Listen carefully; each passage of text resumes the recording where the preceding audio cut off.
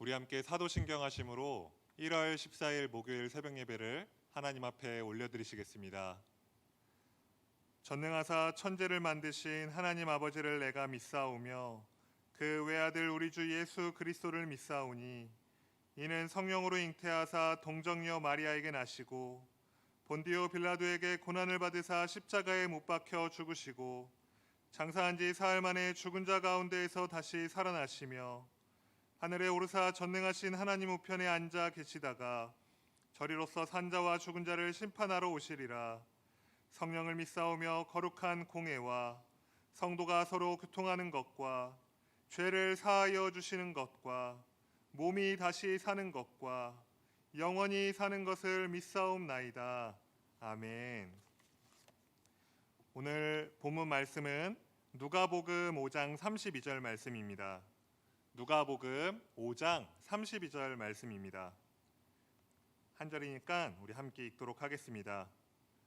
내가 의인을 부르러 온 것이 아니요 죄인을 불러 회개시키러 왔노라. 아멘. 사랑하는 영광교회 성도 여러분, 누군가 우리에게 예수님이 이 땅에 오신 목적이 무엇이냐라고 물어본다면 우리는 뭐라고 대답해 줄 것입니까? 아마도 우리는 너무나 당연하게 죄인인 우리를 구원해 주시기 위해 이 땅에 오셨습니다라고 믿음으로 고백할 것입니다. 이것은 우리의 신앙 고백이자 늘 마음속에 되새기며 살아가야 하는 믿음의 고백입니다. 그런데 오늘 본문에서 예수님께서는 이 땅에 오신 목적을 더욱 분명하게 말씀해 주십니다. 그것은 우리가 방금 읽었던 32절의 말씀과 같이 내가 의인을 부르러 온 것이 아니요 죄인을 불러 회개시키러 왔노라라는 것입니다. 그러니까 예수님은 우리를 구원하시기 위해 이 땅에 오셨지만 그것으로 끝이 아니라 죄인을 회개시키러 오셨다는 것입니다. 만약 우리가 예수님이 이 땅에 오신 목적을 단지 우리를 구원하시기 위한 것으로만 안다면 그것은 예수님이 이 땅에 오신 참된 의미를 아직 잘 모른다고 말할 수 있습니다. 예수님은 이 땅에 죄인을 회개시키러 오셨습니다. 이렇듯 누가복음은 계속적으로 죄인의 회개에 대해서 끊임없이 강조해주고 있습니다. 제가 지난주 설교에서도 언급한 것과 같이 우리는 반드시 이 땅에서 회개에 합당한 열매를 맺어야 합니다. 그것이 바로 하나님께서 우리를 택하시고 이 땅에 예수 그리스도를 보내주신 이유입니다. 오늘 말씀을 통해서 죄인인 우리를 불러 회개시키러 오신 예수 그리스도를 만나시기를 간절히 소망합니다. 그래서 우리의 삶에 회개에 합당한 열매들이 나타나기를 주님의 이름으로 간절히 소망합니다. 오늘 본문의 전반부에는 예수님의 12제자 중에 한 사람인 마태가 등장합니다. 그런데 마태의 본래 이름은 레위였습니다. 이 레위라는 이름에는 연합하다라는 뜻이 담겨져 있는데 그는 예수님이 아닌 세상과 연합한 사람이었습니다. 그리고 그의 직업은 세리였는데 이 세리는 동족의 혈세로 먹고 사는 민족의 배신자와 같은 존재였습니다. 그래서 그 당시 이 세리라는 직업은 창녀와 죄인들과 같이 가장 천대를 받는 부류였습니다. 유대인의 탈무드를 보시면 당시 유대인은 이 세리가 기부한 돈이나 구호품을 받는 것조차 금지시켰다고 하니까 그들에 대한 인식이 어땠는지를 짐작해 볼 수 있습니다. 이처럼 민족의 배신자이자 사람 취급도 받지 못했던 레위에게 예수님께서 찾아가십니다. 그리고 그를 찾아가신 예수님은 오늘 본문 27절에서와 같이 이렇게 말씀하십니다. 그 후에 예수께서 나가사 레위라 하는 세리가 세간에 앉아 있는 것을 보시고 나를 따르라 하시니, 그리고 뒤이어 28절에는 레위가 예수님의 부르심에 어떻게 반응했는지를 말씀해 주고 있습니다. 그가 모든 것을 버리고 일어나 따르니라. 아멘. 세리라는 직업은 돈을 웬만큼 좋아하지 않고서는 결코 가질 수 없는 직업일 것입니다. 왜냐하면 늘 동족의 위협과 살해 위험이 도사리는 직업이었기 때문입니다. 더구나 그는 열심히 세금을 착취한 성과를 거두고 승진까지 하여 세리장을 했던 인물입니다. 그런데 그런 그가 예수님께서 나를 따르라 하시니까 그 모든 것을 버리고 일어나 따른 것입니다.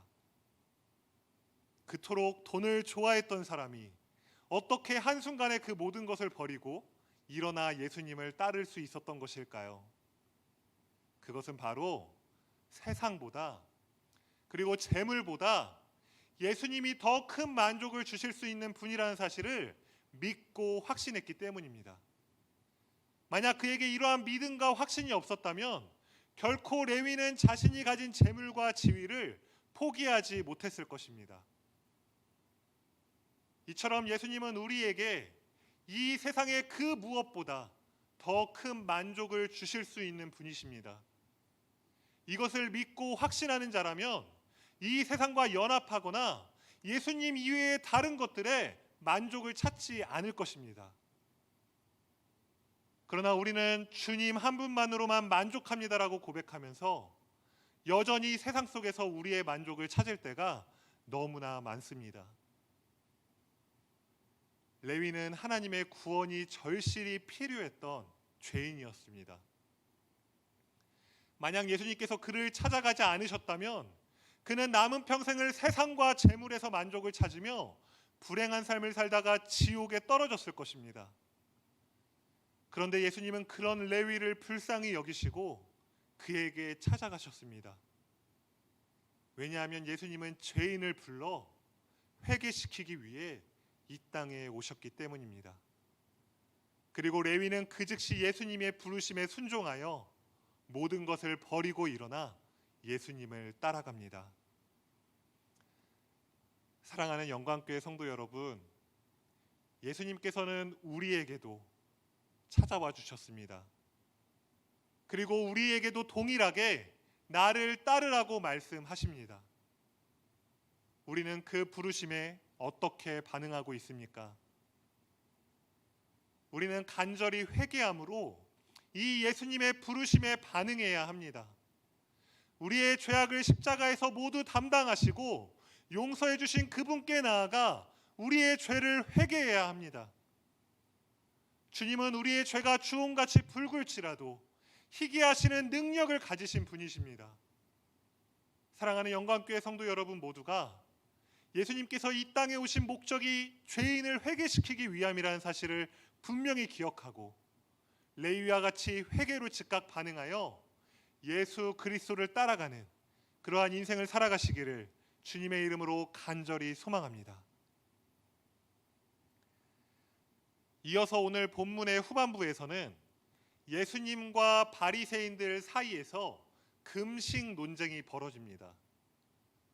바리새인들은 예수님께 찾아와 요한의 제자는 자주 금식하며 기도하고 바리새인의 제자들 또한 그렇게 하는데 왜 예수님의 제자들만 금식하지 않고 먹고 마시냐는 것입니다. 그들의 입장에서는 자신들이 오랫동안 지켜온 전통을 지키지 않는 예수님이 무척 못마땅했을 것입니다. 그런데 이에 대해 예수님께서는 이렇게 말씀해 주십니다. 그 내용이 34절과 35절에 있는데 우리 함께 읽어보도록 하겠습니다. 예수께서 그들에게 이르시되 혼인집 손님들이 신랑과 함께 있을 때에 너희가 그 손님으로 금식하게 할 수 있느냐? 그러나 그날에 이르러 그들이 신랑을 빼앗기리니 그날에는 금식할 것이니라.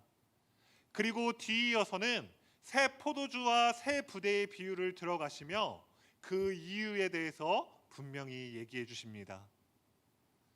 바리새인들은 유대인들의 금식을 통해서 이스라엘이 회복될 것을 기대했지만 이스라엘의 회복은 금식이 아닌 예수 그리스도를 통해서 오는 것이었습니다. 그러므로 예수님과 함께 있던 제자들이 이스라엘의 회복을 위해 금식할 필요는 없었던 것입니다. 그러나 바리새인들이 금식을 고수했던 것은 그들의 오래된 전통을 선호하는 것이었기 때문입니다. 이처럼 전통을 고수하는 태도가 때로는 예수님이 가지고 오신 새 질서를 수용하지 못하게 만드는 결과를 낳기도 합니다. 비유에서처럼 새 옷 조각을 낡은 옷에 붙이면 새 옷을 버려야 하고, 새 포도주를 낡은 가죽 부대에 부으면 발효로 인해서 낡은 부대가 터지듯이, 바리새인들은 예수님이 가져오신 그 새 질서를 자신들의 옛 전통 안에서 받아들였기 때문에 예수님을 오해하고 박해하였던 것입니다. 우리의 전통과 간습이 예수님이 전해주신 말씀보다 중심이 되어서는 결코 안 됩니다. 전통을 지키는 것이 무조건 나쁘다는 말은 아닙니다. 물론 좋은 전통은 잘 지키고 보존해야 합니다.